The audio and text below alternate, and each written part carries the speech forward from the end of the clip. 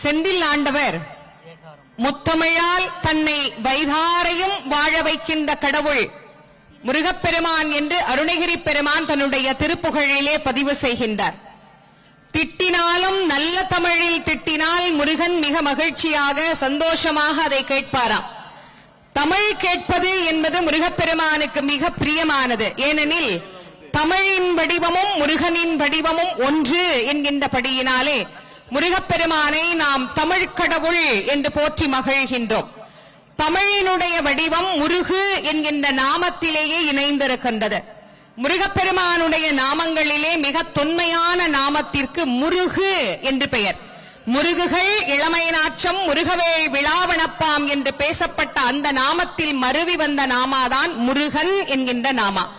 அந்த முருகு என்பது வல்லினம், மெல்லினம், இடையினம் என்கின்ற 3 இனங்களும் இணைந்த ஒரு அற்புதமான கூட்டின் வார்த்தை.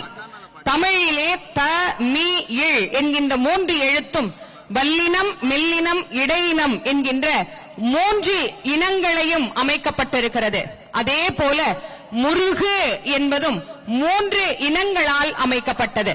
தமிழினுடைய அமைப்பு எப்படி அமைந்திருக்கிறது? உயிரெழுத்து 12, முருகப்பெருமானுக்கு காக்கும் கரங்கள் 12. அதே மாதிரி தமிழிலே மெய்யெழுத்துக்கள் 18, முருகப்பெருமானுக்கு அருள் புரியக்கூடிய நேத்திரங்கள் 18. 6 முகம், ஒரு முகத்திற்கு 3 கண்கள், சோமன், சூரியன், அக்னி. சிவபெருமானுக்கு எப்படி 3 கண்களோ அதுபோல முருகப்பெருமானுக்கு 3 கண்கள். இந்த திருத்தலத்திலே வந்து பாடிய ஆதிசங்கரர் முருகப்பெருமானை அஷ்டாதச விலோச்சனா என்று குறிப்பிடுகிறார். அஷ்டம் என்றால் 8, தசம் என்றால் 10, விலோச்சனன் என்றால் கண்களை படைத்தவன் என்று அர்த்தம். ஆக முருகப்பெருமானுக்கு 18 கண்கள். உயிரெழுத்து மெய்யெழுத்து 2 முடிஞ்சது. ஆயுத எழுத்து அக்கண்ணா. அந்த அக்கண்ணாவை அப்படியே வச்சு வரைஞ்சோம்னா வேலினுடைய வடிவமாக ஆயுத எழுத்து வந்து சேரும். ஆக முருகன் தமிழின் பிம்பமாகவே விளங்குகின்ற காரணத்தினால் முருகப்பெருமானை தமிழ் கடவுள் என்று நாம் அவரை போற்றி புகழ்கின்றோம். அப்படி தமிழ் கடவுளாக விளங்கக்கூடிய நம் சொந்த கடவுளாம் கந்த கடவுள் தன்னை வாழ்த்தியவரை, தமிழ் எப்படி வாழ்த்துகிறதோ, தமிழ் எப்படி பேசப்படுகிறதோ, எங்கே தமிழினால் அவரை புகழப்படுகிறதோ அந்த இடத்திலே விரும்பி வந்து கேட்டு அருள் புரிவாராம். முருகப்பெருமானை பாடி பரவிய அருளாளர்களிலே ஒருவராக விளங்கியவர்தான் பாம்பன் சுவாமிகள். பாம்பன் என்கின்ற பழம்பதியிலே அவதரித்து முருகப்பெருமானை நேருக்கு நேராக மயான குழியிலே தரிசனம் செய்தவர் பாம்பன் சுவாமிகள். அந்த பாம்பன் சுவாமிகள் முருகப்பெருமானை வாழ்த்தி பல தோத்திரங்கள் பாடியிருக்கின்றார். 6666 பாடல்களை பாடியருளினார் பாம்பன் சுவாமிகள்.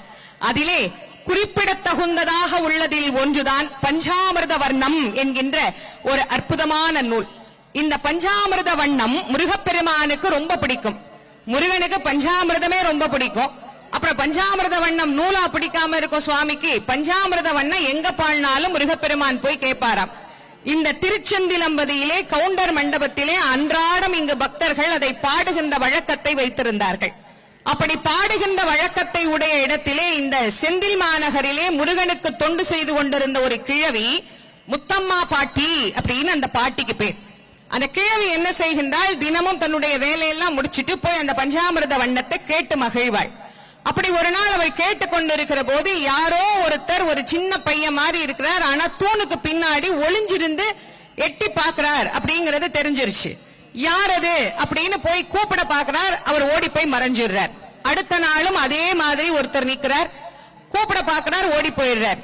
3வது நாள் எப்படியாவது இந்த பையனை பிடிச்சிடணும்னு முத்தம்மா பாட்டி போய் அந்த பையனுக்கு முன்னாடி நின்னு, நில்லுப்பா, யாரு நீ, எங்கிருந்து வர்ற, ஏன் இப்படி தூணுக்கு பின்னாடி ஒளிஞ்சு நின்னு இந்த பாட்டை கேட்கிற, நல்லா முன்னாடி வந்து உட்கார்ந்து கேட்க வேண்டியது தானே அப்படின்னு அவர்கிட்ட கேட்ட உடனே பாட்டி, எனக்கு இந்த பாட்டு ரொம்ப பிடிக்கும், இந்த பாட்டை தினம் கேட்கணும்னு எனக்கு ஆசை, அதனாலதான் நான் இங்க வந்து கேட்கிறேன். நீ எங்கிருந்து வர்ற, யார் நீ, எத்தனை கேள்வி கேட்கிறேன், அதுக்கெல்லாம் பதில் சொல்லலையே. நான் இங்கதான் பாட்டி இருக்கேன். இங்கேயா இருக்கிற? நானும் இங்கேதான் இருக்கிறேன், ஆனா ஒரு நாள் கூட உன்னை நான் பார்த்ததே இல்லையே. ஓ, அப்ப நான் இருக்கிற இடம் உனக்கு இன்னும் தெரியலையா, வா காட்டுறேன் அப்படின்னு அந்த முத்தம்மா பாட்டியை கூட்டிக் கொண்டு போன முருகப்பெருமான் மூலஸ்தானத்திற்கு அருகே வந்த உடனே ஒரு சின்ன பெண் ஒன்று ஓடுகிறாள். அவள் பின்னாடியே இவரும் ஓடி போய் மறைகிறார். வள்ளியும் முருகனுமாக வந்து அன்றாடம் கேட்டு மகிழ்ந்த ஒரு அற்புதமான பதிகம் அப்படின்னா அது பஞ்சாமிர்த வண்ணம். ஆக எங்கெல்லாம் பஞ்சாமிர்த வண்ணம் பாடப்படுகிறதோ அங்கெல்லாம் முருகப்பெருமான் வந்து கேட்டு மகிழ்வார்.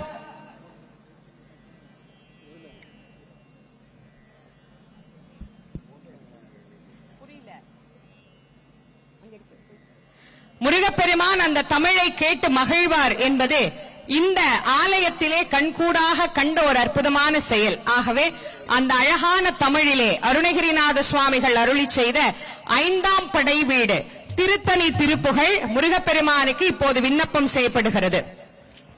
சீனத்தவர் முடிக்கும் பகைத்தவர் குடிக்கும் செகுத்தவர் உயிர்க்கும்